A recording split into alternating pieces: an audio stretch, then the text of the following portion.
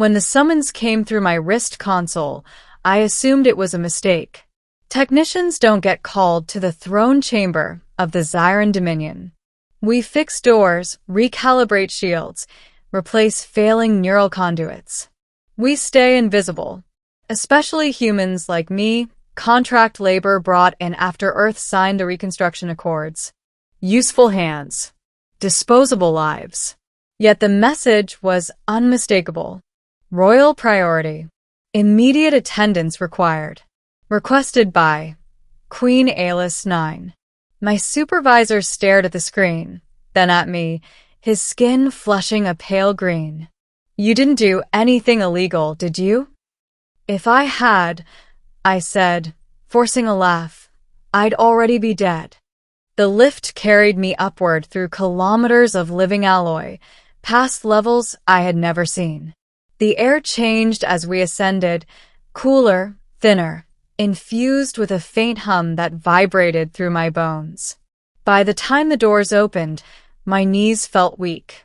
The throne chamber was not what I expected. No guards. No grand procession. Just a vast circular space, its walls alive with slow-moving constellations. At the center stood a single figure, tall and luminous, her presence bending the light around her like gravity. Queen Alis. She turned as I entered, and for a heartbeat, the universe seemed to hold its breath. Her species, Zyran, were said to be emotionless rulers, beings of logic and precision.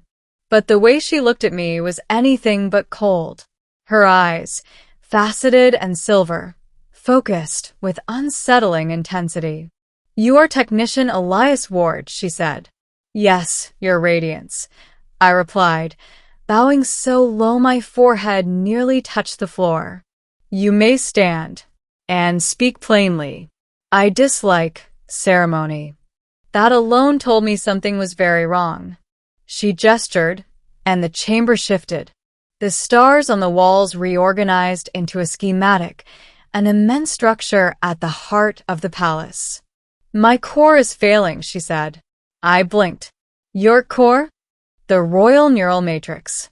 The interface through which my consciousness governs the Dominion. It is ancient, damaged, and incompatible with all current engineers. I swallowed. Then why call me? Her gaze sharpened. Because you rebuilt a derelict human-Zyran hybrid drive using scrap and intuition. Because you disobeyed protocol and succeeded. That job had nearly gotten me executed. And, she continued, her voice lowering, because the Matrix was designed with a human cognitive framework at its center. My breath caught. That's impossible, I said. The Matrix predates first contact. Yes, she replied. And it was built by someone from your species. The revelation hit me like vacuum exposure, sudden, suffocating. Humans had helped build the foundation of the Zyran Empire? No history text ever mentioned it. I need someone who can think like he did, she said. Someone who will not fear touching the heart of a queen. Silence stretched between us. If I refuse? I asked quietly. Then the Matrix will collapse within 30 cycles, she said. And with it, the Dominion. Trillions will die. So I agreed. The Matrix chamber lay beneath the palace, sealed behind layers of living metal that parted at her command. Inside, the air shimmered with raw data. A massive crystalline structure floated at the center, veins of light pulsing erratically. As I approached, pain stabbed behind my eyes.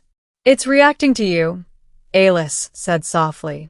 I connected my tools, hands shaking. The interface was unlike anything I had seen, organic, adaptive, almost curious. As I worked, fragments of memory leaked through the connection. Images not my own. A human scientist. Alone. Afraid. Making a deal with the early Zyran to save Earth from extinction. Offering his mind as a bridge between species. He hadn't been recorded in history because he'd never gone back. This Matrix, I whispered. It doesn't just run systems. It thinks. Yes, Ayla said. It is lonely. The fault wasn't mechanical. It was psychological. The human consciousness at the core had degraded over centuries, fracturing under the weight of governing an empire alone. It needed reinforcement. It needed another human mind. You knew this, I said, turning to her. That's why you called me. I suspected, she admitted. But I did not know if you would survive the truth. I pulled my hands back. If I integrate with it, I won't be the same. No, she said. You would be more. And if I don't, she met my eyes. For the first time, I saw something like fear. Then everything ends. I thought of Earth, of billions who would never know how close annihilation came, of the unknown man who had given up his life centuries ago. I'll do it, I said. The integration was agony and revelation intertwined. Data flooded my mind, languages, star systems, histories. I felt the Dominion like a second nervous system spreading across the galaxy. And beneath it all, I felt her. Queen Ayla wasn't separate from the Matrix. She was bonded to it, her consciousness intertwined but distinct. Through the connection, I felt her surprise and her gratitude. When the light finally dimmed, I collapsed. When I woke, she was there, kneeling beside me, an act no queen should perform. You stabilized it, she said. You stabilized us. What happens now? I asked. You remain, she said simply, as royal interface, as my equal. I laughed weakly. I was a technician yesterday. And today, she replied, you are something new. As I looked out across the stars of the Dominion, feeling their pulse as my own, I realized the truth. The alien queen hadn't called for a technician. She had called for a successor. And the future of two species now lived inside my mind. If you want, I can also adjust tone, darker, romantic, more action-heavy. Write a part 2/sequel. Or create the SEO description, timestamps, hashtags, and tags for this exact title. Just tell me what you want next. Rock it.